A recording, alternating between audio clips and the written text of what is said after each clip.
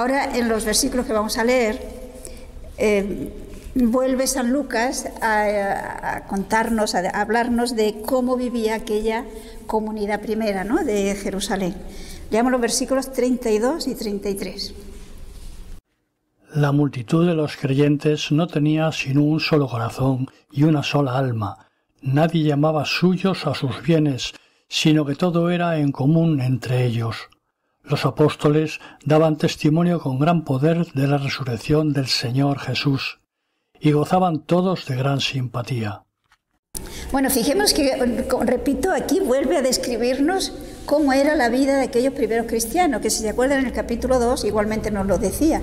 Sobre todo en el capítulo 2 nos insistía en el interés por conocer cada vez mejor la enseñanza de los apóstoles, en la vida de oración, en la fracción del pan y en la vida en común, esa caridad mutua. Y aquí nos dice, en el fondo, si nos fijemos, es esa misma vida de relación que existía entre los primeros cristianos, pero es mirada desde otro ángulo, por decirlo de alguna forma, ¿no? Entonces, ¿qué se nos dice? Que toda esta muchedumbre, pensemos que ya eran como mínimo los primeros 3.000 bautizados y luego que llegan a ser 5.000. Habíamos visto después de la predicación, tras la curación de aquel paralítico. Y entonces, esa comunidad nos la describe de esta manera, y fíjense que es muy gráfico. Tenían un corazón y una sola alma. En la Biblia recordemos que corazón siempre hace alusión a la voluntad y a la inteligencia. Por lo tanto, ¿qué nos quiere decir? Pues que esa primera comunidad pensaban lo mismo, querían lo mismo, sentían lo mismo. Es decir, estaban unidos en su conocimiento de Jesucristo, en su amor a Jesucristo y por lo tanto en el amor recíproco de unos con otros. Y como consecuencia de ese tener un solo corazón y tener una sola alma, pues nadie tenía cosas, es decir, el egoísmo como que se había desaparecido, porque dice, ninguno tenía por propia cosa alguna, sino que lo tenían en común, en el sentido de que sabían que si uno de los hermanos, uno de la comunidad, tenía una necesidad y otro lo podía solucionar, sabía que le ayudaría. Es decir, es el amor fraterno, es vivir de una manera consciente y efectiva la realidad de que formamos un solo cuerpo y que por lo tanto no somos seres aislados, desconectados entre sí, sino que de hecho estamos relacionados y desde el punto de vista espiritual esa comunión existe, la influencia de unos en otros existe. Pues esto también debe traducirse en el terreno, digamos, social. Y estos primeros cristianos esto lo vivían de una manera consciente. Es decir, nos expresa de alguna forma esa vida de caridad, de fraternidad auténtica que se daba entre los primeros cristianos. Si recordamos, Jesús nos dice que el signo de identidad del auténtico cristiano es que nos amamos unos a otros. Y cuando dice que nos amamos unos a otros, no se refiere a sentimientos, se refiere a hechos, a actitud. Entonces, esta es la señal del cristiano y aquí la vemos en esta primitiva comunidad. Una comunidad cristiana será tanto más cristiana cuanto más viva este hecho. Y también ayudaba a esa vida de comunión la actitud de los apóstoles, porque los apóstoles se nos dice que continuamente, de una manera asidua, continuada, daban testimonio de Jesucristo, sobre todo, fijémonos bien, de la resurrección de Jesucristo. Y pensemos que cuando se pierde de vista estas realidades fundamentales del cristiano, la vida también baja de nivel. Es lógico. Porque si limitamos la vida cristiana a una especie de filosofía, de querer una serie de verdades y de tener una serie de, digamos, de costumbres, ahí no hay vida cristiana. Porque la vida cristiana básicamente es el encuentro con Cristo, y la coherencia es encuentro con Cristo, ese participar diríamoslo así, de su ideal, de su obra, de lo que Él desea, pero también de sus bienes. Y Jesús ha resucitado, y esa es la verdad fundamental de nuestra fe. Y si ha resucitado, quiere decir que ha dado, diríamos, es como un comienzo de resurrección de la humanidad toda. La muerte realmente ha sido vencida. Por lo tanto, nosotros tenemos la seguridad de que un día vamos a resucitar como Él. Y eso, cuando se vive no solo en la teoría, es decir, no solo se acepta intelectualmente, sino que llega a la conducta, llega a la convicción profunda, esto ya también cambia el sentido de la vida. Porque es cuando vemos que lo que perdura, lo permanente, lo que vale la pena trabajar por ello, vendrá después. Que ahora, ciertamente, lo que ahora hacemos es decisivo para ese después. Y por lo tanto, enfocaremos este presente teniendo en cuenta ese después. No sé si explico. Si acuerdan, en el Evangelio de San Lucas habíamos visto cómo Jesús insistía en el valor relativo de los bienes de este mundo. Y nos hacía ver que aquella frase de Jesús, donde está tu tesoro, allí está tu corazón. Entonces, si yo estoy convencida de que Cristo ha triunfado de la muerte, y eso será también para mí, lo cual quiere decir que yo, con cuerpo y alma, con una vida auténticamente humana, pero totalmente transformada, es mejor, es lo que estoy preparando ahora, pues pondré un gran empeño en prepararlo bien. Y por lo tanto pondré mi corazón allí, porque aquello es lo permanente, aquello es lo decisivo, lo de aquí es transitorio. Es un absurdo, si nos fijamos, que yo ponga mi tesoro, mi atención, mi máximo valor en el presente y lo demás lo deje pues a la improvisación.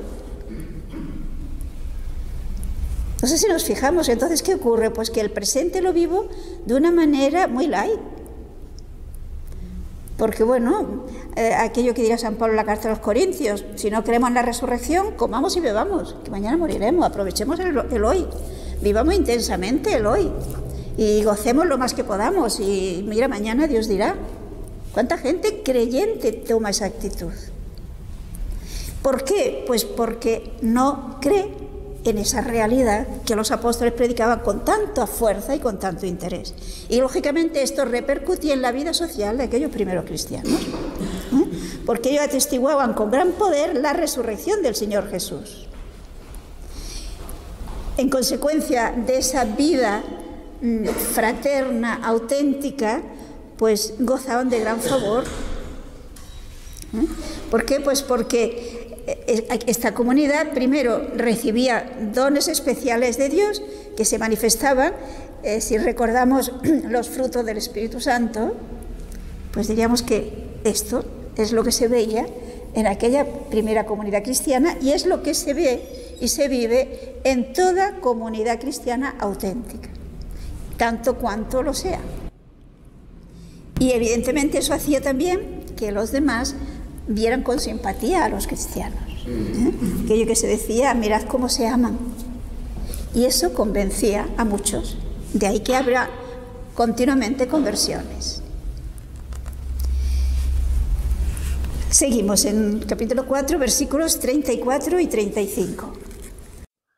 No había entre ellos ningún necesitado, porque todo lo que poseían, campos o casas, lo vendían, traían el importe de la venta y lo ponían a los pies de los apóstoles, y se repartía a cada uno según su necesidad.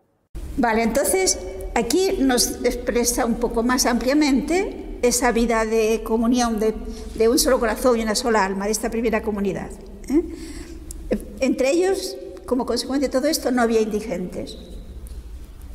Sin embargo, fijémonos que esto no quiere decir que hubiera un comunismo. No. De hecho, digamos, no era obligatorio. Eso lo vamos a ver enseguida. No, el hecho de ser cristiano no quiere decir que ellos se obligaban a desaparecer la propiedad privada. No es eso. sino que era una actitud voluntaria.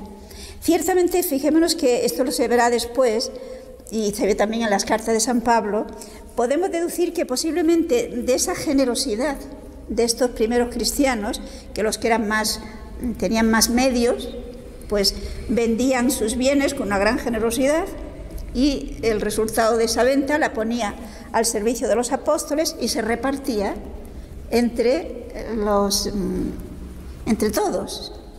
Y que como consecuencia de esto, la comunidad cristiana, pues digámoslo así, quedó bastante empobrecida. Y veremos que después San Pablo, por ejemplo, hará colectas para ayudar a los cristianos de Jerusalén.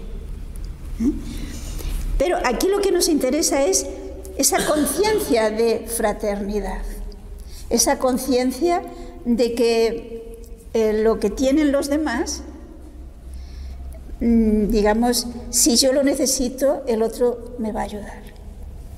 Esta es la conciencia.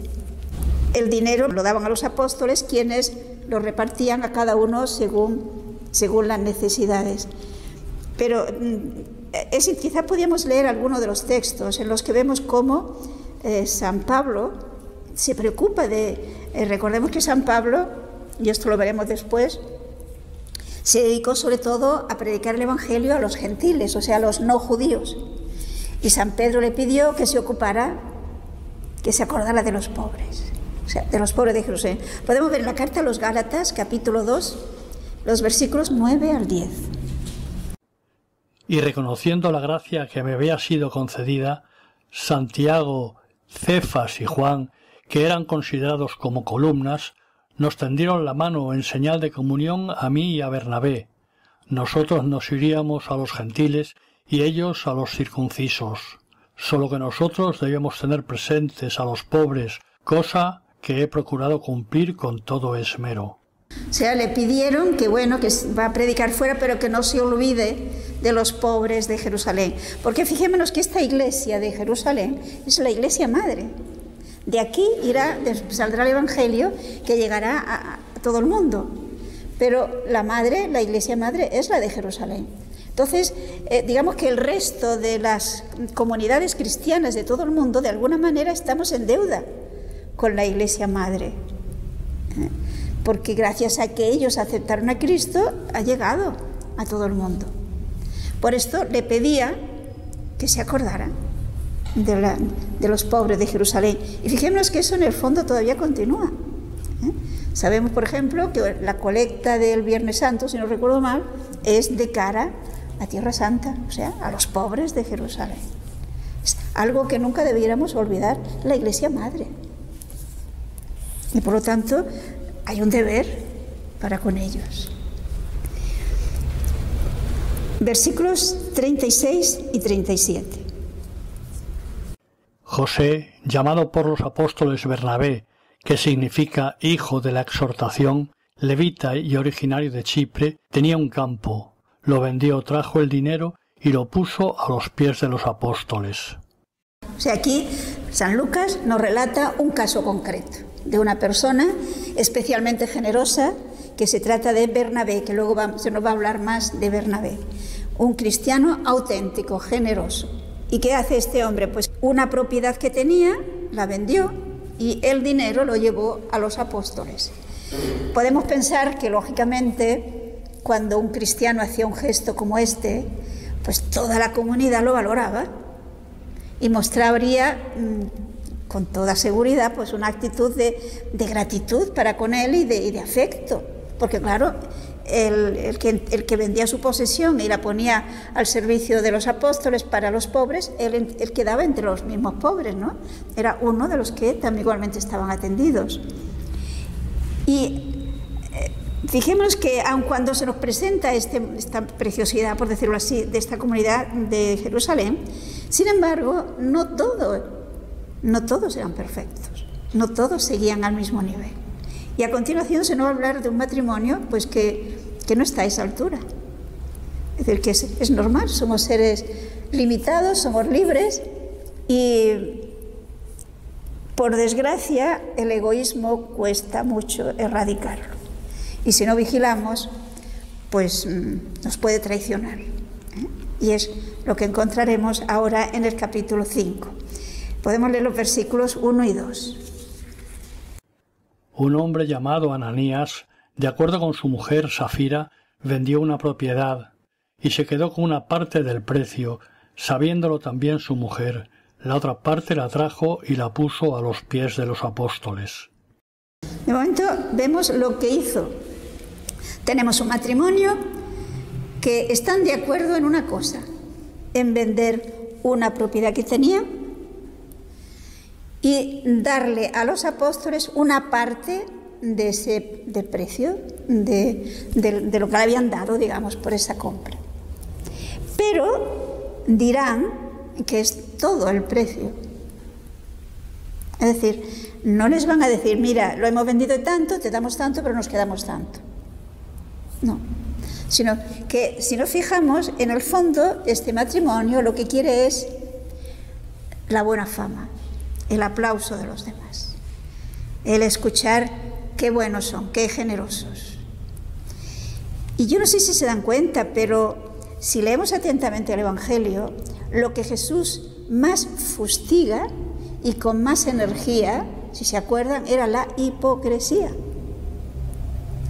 ¿Por qué? Porque la hipocresía, esa hipocresía que manifiestan estos, de presentarse como extremadamente generosos, un poco como Bernabé, sin serlo realmente, en el fondo es una mentira. Y como veremos más adelante, que lo dirá el mismo San Pedro, no es cualquier mentira. Porque ¿quién es el que nos mueve, nos va impulsando, nos va conduciendo hacia la santidad? El Espíritu Santo.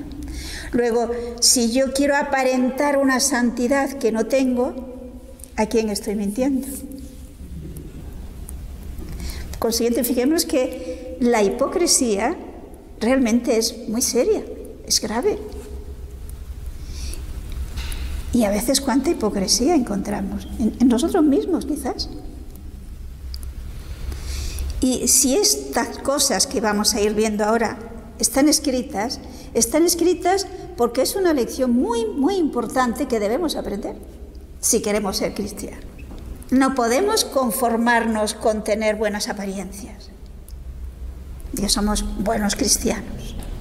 Somos buenos cristianos porque, pues no sé, porque vamos a misa, porque hacemos quizá alguna limosna, porque pues nos confesamos de vez en cuando, hacemos oración.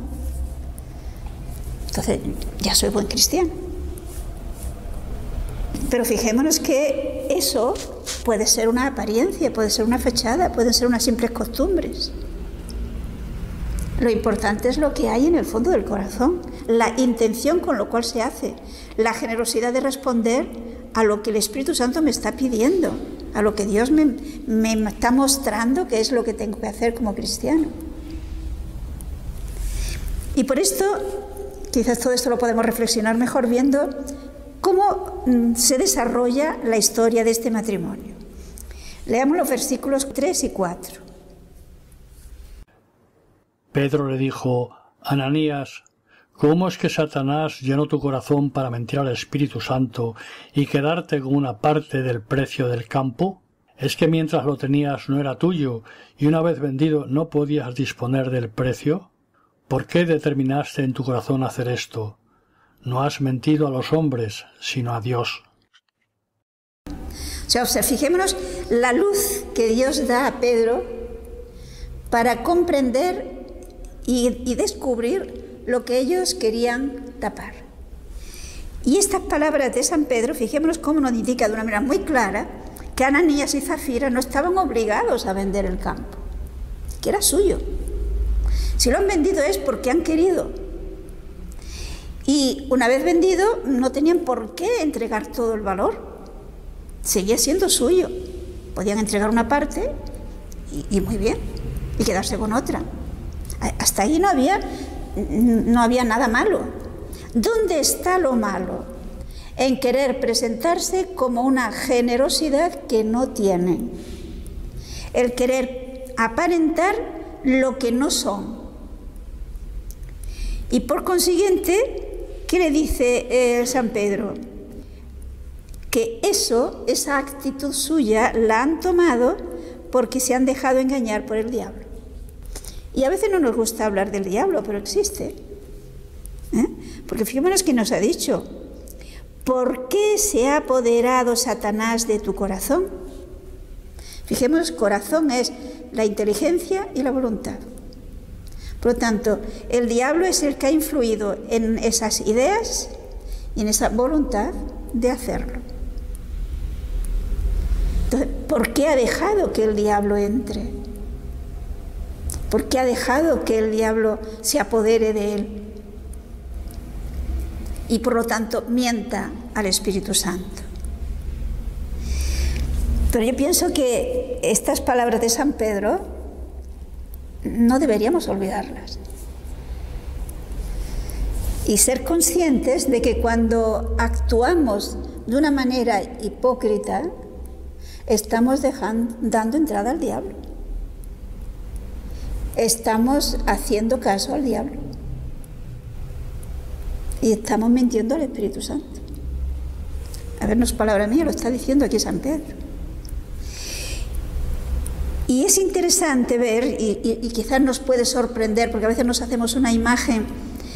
Hay personas que tienen la idea, y no sé por qué, de que en el Antiguo Testamento aparece el Dios terrible, el Dios severo, el Dios distante. Y en el Nuevo Testamento el Dios amor, el Dios cercano, el Dios misericordia. Sin embargo, fijémonos que Dios es el mismo. Dios no ha cambiado. Dios es el mismo en tiempo de Moisés, en tiempo de Abraham y en tiempo de San Pablo y ahora. Porque Dios es inmutable. Y por lo tanto, el mensaje de la Biblia, del Antiguo y del Nuevo Testamento, es válido para siempre, porque Dios no cambia. Y aquí nos encontramos con un hecho, que ahora leeremos, en el que vemos que Dios sigue siendo el mismo. Podemos continuar leyendo los versículos 5 y 6. Al oír Ananías estas palabras, cayó y expiró. Un gran temor se apoderó de cuantos lo oyeron. Se levantaron los jóvenes, le amortajaron y le llevaron a enterrar. O sea, fijemos que aquí Ananías cae fulminante. Y realmente podríamos pensar, ¿y cómo hace eso Dios? ¿Por qué? ¿No es Dios amor? Pero yo les diría precisamente porque Dios es amor. Y precisamente porque es fundamental, es importantísimo que comprendamos la gravedad del pecado. Que nos jugamos una eternidad. El que este hombre muera así no quiere decir que se haya condenado. Eso no. Pero sí nos muestra de alguna manera que hay una incompatibilidad total entre el pecado y Dios. Que Dios es santidad infinita y que por lo tanto es absolutamente incompatible con la hipocresía o con cualquier otro pecado que porque yo quiero que se fijen en una cosa: este hombre es un hipócrita, es decir, quiere aparentar lo que no es, pero lo ha pensado, lo ha decidido, es decir, no es fruto de una debilidad de un momento, ¿no? Es algo aceptado, pensado y decidido. Por lo tanto, si esto pasa como, bueno, ¿qué vamos a hacer? Pobrecito. Entonces, fácilmente, diríamos, en una iglesia que estaba naciendo, se corría el peligro de pensar que, bueno, que no pasa nada. Llegaríamos al relativismo y Dios no entra el relativismo. Dios, las cosas son como son. Luego, esto que nos indica aquí este texto, este hecho que nos muestra aquí San Lucas en este histórico de Jerusalén, nos está indicando cuáles las consecuencias de una actitud de hipocresía como esta. ¿Por qué entonces ahora no quedan fulminados todos los hipócritas? Pues porque Dios nos ha dado la lección, si queremos aprenderla. ¿Se acuerdan lo que se nos dice en la parábola del rico Bepulón y el pobre Lázaro? Cuando dice que vaya que vaya Lázaro a casa de sus hermanos. ¿Qué le dice Abraham? Tienen a Moisés, que los escuche. Tienen a Moisés y a los profetas, es decir, tenemos la enseñanza de las cosas como son. Y Dios sigue siendo el mismo. Por lo tanto, si no lo tenemos en cuenta, Dios ya nos lo ha dicho. No tiene que repetirlo más. No sé si me explico. Por consiguiente, pienso que es fundamental que le tomemos el peso a lo que es el pecado. Y en concreto, en este caso aquí, lo que es el pecado de hipocresía. Pero no se queda la historia aquí. Podemos continuar versículos del 7 al 11.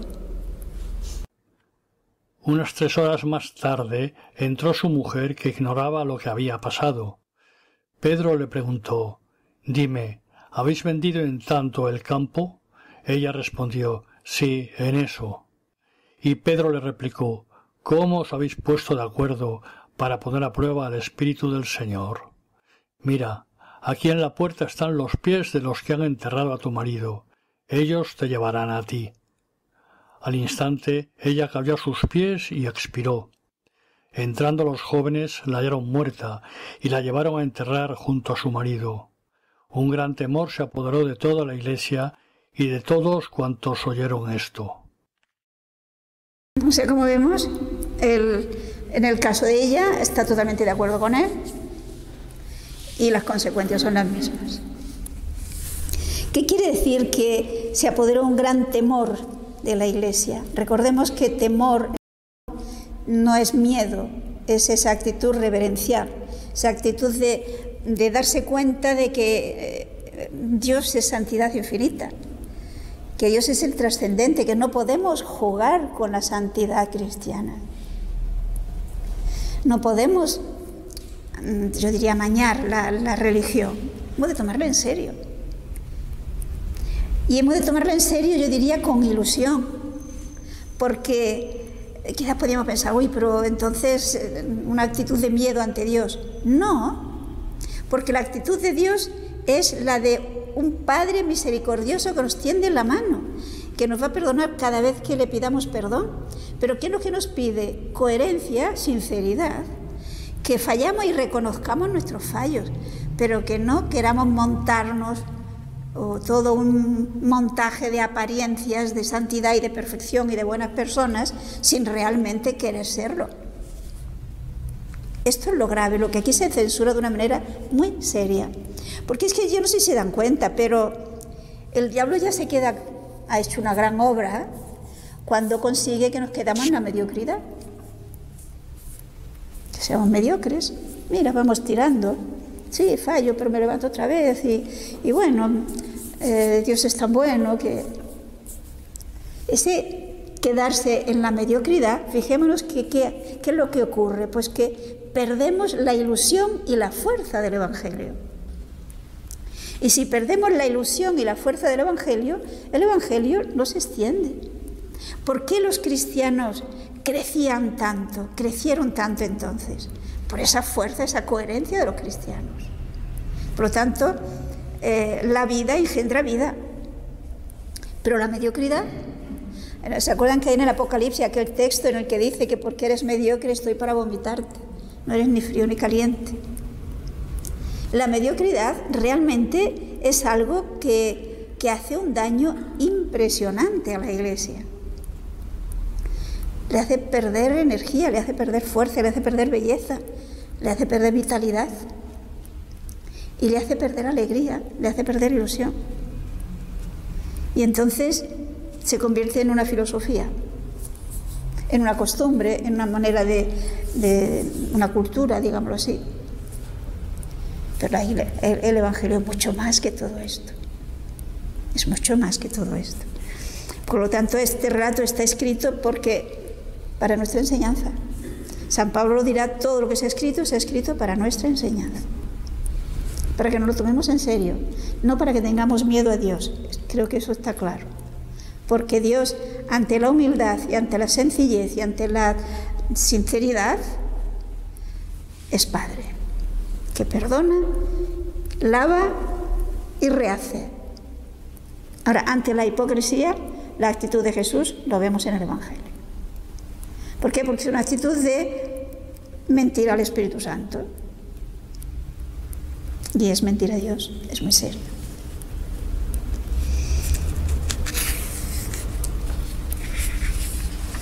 Hemos leído hasta el versículo 11, ¿no? Seguimos leyendo desde el versículo 12. Podemos leer del 12 al 16. Por mano de los apóstoles se realizaban muchas señales y prodigios en el pueblo, y solían estar todos con un mismo espíritu en el pórtico de Salomón. Pero nadie de los otros se atrevía a juntarse a ellos, aunque el pueblo hablaba de ellos con elogio. Los creyentes, cada vez en mayor número, se adherían al Señor, una multitud de hombres y mujeres, hasta tal punto que incluso sacaban a los enfermos a las plazas y los colocaban en lechos y camillas para que, al pasar Pedro, siquiera su sombra cubriese a alguno de ellos. También acudía la multitud de las ciudades vecinas a Jerusalén, trayendo enfermos y atormentados por espíritus inmundos, y todos eran curados. Sí, realmente es precioso ver la vida de aquella primera comunidad cristiana, la actitud de los apóstoles y la actitud del resto de la comunidad, ¿no?, de los cristianos. ¿Qué hacía?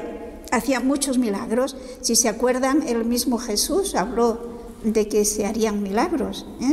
Podemos leer, por ejemplo, en el Evangelio de San Juan, en el capítulo 14, el versículo 12. En verdad os digo, el que crea en mí, hará él también las obras que yo hago, y harán mayores aún, porque yo voy al Padre. O sea, Jesús ya anunció que el que crea realmente hará estas obras, incluso mayores. Aquí tenemos a San Pedro, que bastaba con que la sombra de San Pedro llegara a los enfermos y quedaban curados. O sea, es la acción de la fe de Pedro y de la fe de los que se acercaban, que hacía, recordemos que Jesús lo dijo, si tuvierais fe como un granito de mostaza, podríais decir a esta morera que se arranque y se plante en el mar, y os obedecería. Pues aquí tenemos que los apóstoles hacían muchos milagros. Y la comunidad de los cristianos, fijémonos que no habían dejado de ser judíos. Es una comunidad cristiana, pero eran judíos. Es decir, entre el judaísmo y el cristianismo no hay ruptura. No debiera haber ruptura. Porque Jesús era judío. Jesús es judío y la Virgen es judía y los apóstoles son judíos. Y toda esta primera comunidad es judía. Por lo tanto, siguen practicando la religión judía. Van al templo. Ya lo habíamos visto ya en el capítulo anterior, ¿no? Y entonces el lugar donde se reunían, se nos habla del pórtico de Salomón. Ya se nos había hablado antes también de este pórtico del templo. Y Jesús también predicó allí en el pórtico de Salomón. Por consiguiente, a la vista de todos. Porque eran unos judíos que habían creído en la promesa del Antiguo Testamento, en la promesa de los profetas, y habían creído que Jesús era el Mesías prometido. Nada de extraño, por tanto una continuación. Pero sin embargo, fijémonos que en el versículo 13 se nos dice que de los otros nadie se atrevía a unírseles. ¿Quiénes eran esos otros? Podemos pensar lógicamente que se trataba de los sumos sacerdotes, de las clases altas, de los saduceos. Estos no. Pero el pueblo que no tiene prejuicios, el pueblo sencillo, pues cada vez se iban agregando nuevos creyentes, iba aumentando el número de los cristianos, hombres y mujeres. Y la acción del Espíritu Santo era evidente. Y por esto la fama se va extendiendo. Y entonces, ¿qué ocurre? Pues que traen enfermos de todas partes. Y los llevan en camillas y buscaban que por lo menos la sombra de San Pedro los cubriera. Y efectivamente, estos se curaban. Incluso los que estaban endemoniados, espíritus impuros también salían. Y claro, quizás podríamos preguntarnos, ¿y es que ahora ya ese poder ha desaparecido? ¿Dios ha cambiado? No sé qué les parece. ¿Dios ha cambiado? No, Dios es el mismo. Entonces, ¿por qué ahora no se produce esto? Exactamente, aquí tenemos la cuestión. Falta fe, pero en un sentido amplio de fe, ¿eh? Porque no se trata simplemente de fe, de creer las verdades, sino de fe, adhesión a Cristo, fe, confianza plena en Cristo, fe, creerme, pero de una manera vital, que lo que dice Cristo es verdad, y vivir como consecuencia. Pero hoy fácilmente queremos servir a dos señores, ¿eh? Decimos que sí, que creemos, y tenemos una serie de prácticas, pero por otra parte, desde el punto de vista social, humano, de intereses, pues muchas veces prevalecen los intereses temporales, los intereses, digámoslo así, humanos y sociales a las cosas de Dios. Entonces, eso no es fe, eso es mediocridad, eso es querer servir a dos señores, y eso no puede ser. Y claro, si Dios, podríamos pensar, ¿no?, que si Dios bendijera esa vida mediocre como bendecía la de los apóstoles y de aquellos primeros cristianos, nos estaría engañando, ¿no? No sé si lo vemos, ¿no? Porque es producir unos frutos de un árbol que no está sano. Para que haya unos frutos sabrosos y jugosos y bonitos, hay que cuidar el árbol. Y entonces producir los frutos. Es decir, que la lectura de estos textos, de la vida de estos primeros cristianos, yo creo que tendría que movernos a plantearnos seriamente delante de Dios, meditar y pedir a Dios luz y pedir a Dios fuerza para transformar nuestra vida. Porque si transformamos nuestra vida, transformaremos el mundo. Yo pienso que no tenemos derecho a quejarnos de que el mundo va mal, ¿no? Porque el remedio está en nuestras manos. Yo no sé si lo vemos. El remedio está en nuestras manos. Evidentemente ese remedio no se pone de hoy para mañana. Es un remedio que, como todo ser vivo, va creciendo poco a poco. Pero si no siembro, la semilla esa que crecerá poco a poco no puede salir. Yo he de poner los medios para que se produzca ese crecimiento. Y la única solución al mundo que va mal la tiene Jesucristo, no hay otro. San Pedro lo dirá, lo veremos en un momento dado. No hay otro nombre en el cual podamos ser salvos. Y a Jesucristo nosotros lo tenemos que hacer presente a través de nuestra vida, a través de nuestra entrega y de adhesión a Él. Él podía haberlo hecho de otra manera, pero quiere hacerlo así. Quiere valerse de nosotros. Y es una ilusión, y es una dignidad que Dios nos da. El que podamos nosotros ser colaboradores con Dios de esta forma. Tendríamos que alegrarnos e ilusionarnos en hacerlo así. Como consecuencia, repito, pues claro, iban cada vez más y más y más creyendo. ¿Por qué? Porque había ilusión, había vida, había futuro, había esperanza. Esperanza de un mundo mucho mejor. Y esto anima a todos los de buena voluntad. Pero mientras que la clase sencilla, el pueblo, acogían el mensaje y se entusiasmaban y valoraban todo esto, pues hay los mismos que no aceptaban a Jesús, pues que tampoco aceptan a esta primitiva comunidad. Y entonces tenemos los que se van y quieren apagar este fuego que, digámoslo así, que ha prendido. Versículos 17 y 18. Entonces se levantó el sumo sacerdote y todos los suyos, los de la secta de los saduceos, y llenos de envidia, echaron mano a los apóstoles y les metieron en la cárcel pública. O sea que tenemos pues los mismos enemigos que tuvo Jesús. Pero fijémonos que aquí es curioso que de un modo especial se nos habla de los saduceos. ¿Saben quiénes son los saduceos? En el Evangelio aparecen los fariseos y los saduceos. Y aquí en concreto se nos habla que, ante todo, está el sumo sacerdote, que generalmente era de la secta o del partido, como queramos llamarlo, ¿no?, de la secta de los saduceos, y en general los saduceos. Fijémonos que los saduceos, a diferencia de los fariseos, los saduceos eran personas que hoy diríamos nosotros racionalistas, materialistas, que lo que le interesaba era pues el éxito, el pasarlo bien, el poder. Las clases altas generalmente eran de los saduceos. Se nos dirá, lo veremos en el libro de los Hechos más adelante, estos señores pues no creían en la existencia del alma, ni de los ángeles, ni de la resurrección. Es decir, parece ser que no creían en el más allá. Es decir, no sé hasta qué punto estas personas tenían fe. Pero sí, mira, estaban en el grupo. Lógicamente ellos, pues, como lo que les interesaba era el progresar, el hacer carrerismo, que diríamos ahora, ¿no?, pues procuraban estar bien con los romanos, de los donde recibían pues los puestos de poder. Entonces, estos no pueden soportar que la gente se vaya de esta forma con el grupo de los apóstoles, que este grupo vaya creciendo y sobre todo que se esté predicando la resurrección de los muertos. Ellos no creían en la resurrección de los muertos. En esto estaban enfrentados con los fariseos, que ellos sí que creían en la resurrección de los muertos. Y por lo tanto, como son los que tienen el poder, pues hacen uso del poder.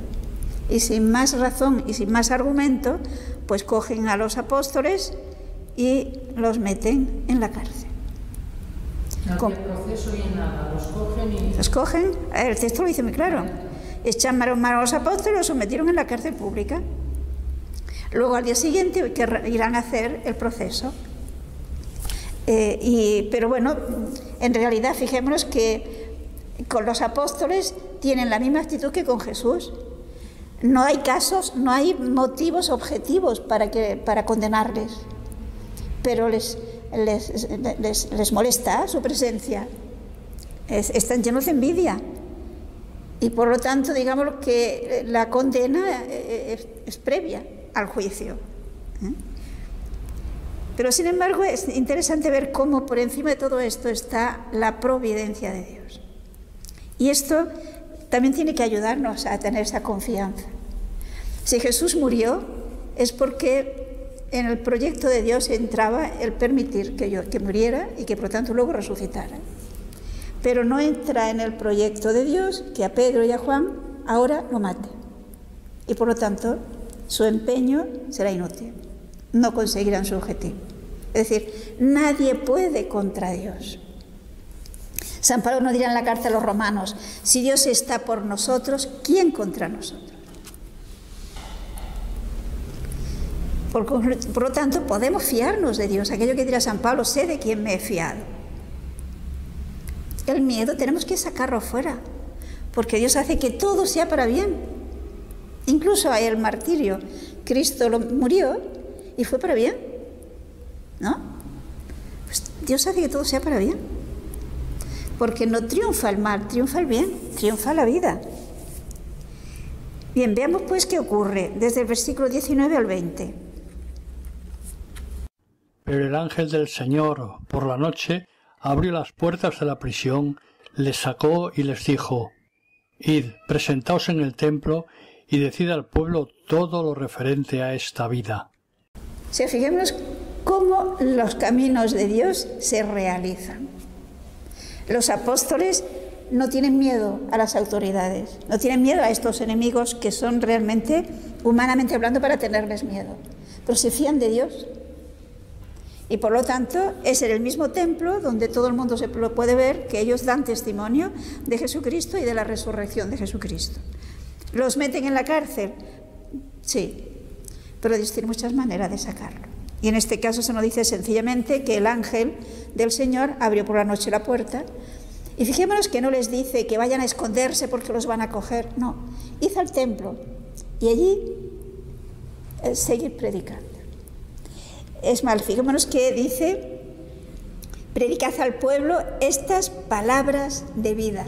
Tiene mucha fuerza esta expresión. Es decir, son palabras que al aceptarlas comunican vida. Nos dirá San Mateo San Pablo, que el Evangelio es fuerza de Dios para el que cree. Para el que cree, le transforma, pasa de muerte a vida, en la medida que se acepta. Y por lo tanto, es voluntad de Dios que ellos sigan predicando en el templo, que fácilmente lo van a poder coger otra vez. Es decir, nos fijamos que no se trata de tenerles miedo, se trata de hacer lo que Dios quiere que tienen que hacer, sin miedo, seguros de que mientras hagan la voluntad de Dios, las cosas marcharán bien. ¿Qué ocurre pues cuando por la mañana, como ocurrió con Jesús, se reúne el Sanedrín para juzgarles? Pues que van a buscarles a la cárcel, lógicamente. Podemos continuar, versículos 21 al 25. Obedecieron y al amanecer entraron en el templo y se pusieron a enseñar. Llegó el sumo sacerdote con los suyos, convocaron el Sanedrín y todo el senado de los hijos de Israel, y enviaron a buscarlos a la cárcel. Cuando llegaron allí los alguaciles, no los encontraron en la prisión y volvieron a darles cuenta, y les dijeron: «Hemos hallado la cárcel cuidadosamente cerrada y los guardianes firmes ante las puertas, pero cuando abrimos no encontramos a nadie dentro». Cuando oyeron esto, tanto el jefe de la guardia del templo como los sumos sacerdotes se preguntaban perplejos qué podía significar aquello. Se presentó entonces uno que les dijo: «Mirad, los hombres que pusisteis en prisión están en el templo y enseñan al pueblo». Fijemos que con toda lógica, ¿qué es lo que ellos tendrían que haber pensado? Que ha habido un milagro, que ha habido algo raro, ¿no? Porque se encuentran la cárcel cerrada. Los guardias están delante vigilando. Abren la puerta y dentro no están. Entonces, algo extraño ha pasado, porque no son de humo, no se han podido esfumar. ¿Cómo es que no están ahí? Por lo tanto, fijémonos cómo Dios les da cantidad de pruebas de que Él es el que está actuando. Pero no hay perro ciego que no quiere ver. Pero yo invitaría a que intentemos ver también la presencia de Dios, la acción de Dios a lo largo de nuestra vida. Porque si no nos puede pasar como ellos, que Dios nos esté haciendo pruebas magníficas delante de nuestros ojos y no nos estemos enterando. Y por lo tanto no podemos tener la alegría del encuentro con Dios, la alegría de comprobar su cercanía. Estos hombres se privan de ese hecho. Están obcecados con su idea. Están cerrados a su obsesión de acabar con los apóstoles, que les hace sombra, y tienen la idea de que se trata de un movimiento, como tantos otros que han surgido a veces, se eliminan a los responsables y se acabó todo. Y como le dirá más adelante, veremos Gamaliel, contra Dios no se puede luchar. Los apóstoles, efectivamente, una vez que el ángel le dice iros al templo, ellos se van al templo. No se esconden. Van al templo y van a predicar a la gente que está en el templo. Y van al templo a la hora del sacrificio de la mañana que había en el templo.